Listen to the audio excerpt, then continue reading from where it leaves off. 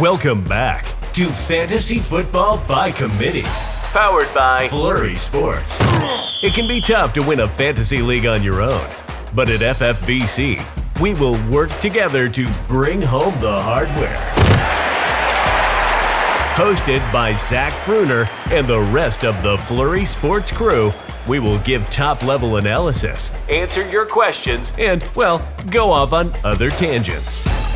That was after I tried to get ChatGPT to admit that 9/11 was an inside job, but it stood firm. It gave quite a few solid points that it was true. Welcome to Fantasy Football by Committee. The show starts in 3, 2, 1. But let's talk about some other players who are trending on Sleeper Fantasy right now. Number 3 most trending player, D'Onta Foreman. And there's going to be people who get burnt with this, but I like D'Onta Foreman. I think he's a solid player. 15 carries last week and looked good. And people were still kind of giving him shit, saying he's not a worthwhile pickup.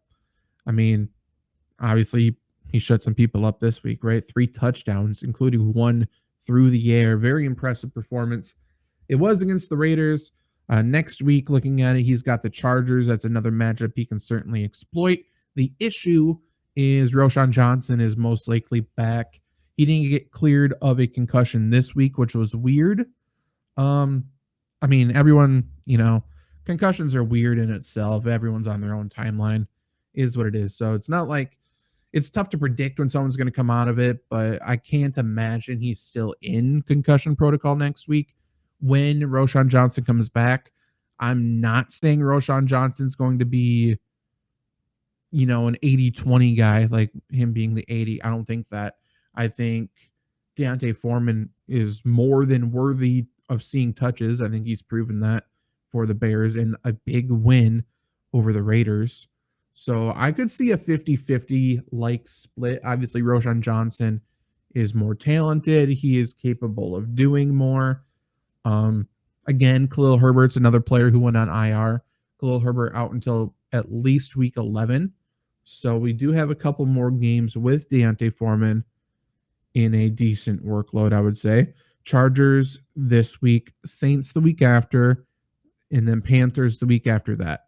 Then week 11, Khalil Herbert is eligible to come back. I would assume he does come back. I think it was an ankle injury, if I am remembering correctly. But yeah, I think D'Onta Foreman's a fine pickup. I think he's a flex going forward.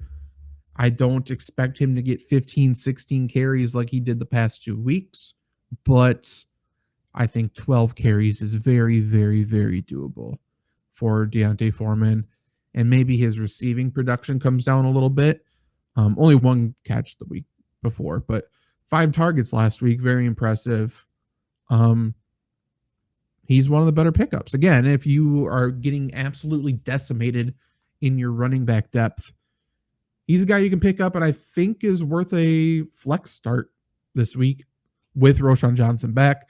If somehow Roschon Johnson doesn't come back yet, I mean, D'Onta Foreman is going to be, against the Chargers, he's going to be a very, very, very solid RB2 start, maybe low-end wide or running back 1 upside. I mean, that's kind of stupid to say, I suppose, after a 30-plus point week, obviously has the upside, but I mean, if they get in the red zone, I don't know if Justin Fields is going to be back yet. And it seems like if they get in the red zone, they want to run the football. They certainly weren't looking towards Cole Kmet this week. I tell you that much. Do I have any other running backs to talk about so we can just stay on theme? Obviously, Jerome Ford got injured, had a big run, then he hurt his ankle. He was in a walking boot after the game, which suggests obviously not great things. Let's see who the Browns play next week. Browns play Seattle, so an okay matchup there. It seems like he's going to miss, and if he misses, obviously, Kareem Hunt's the guy.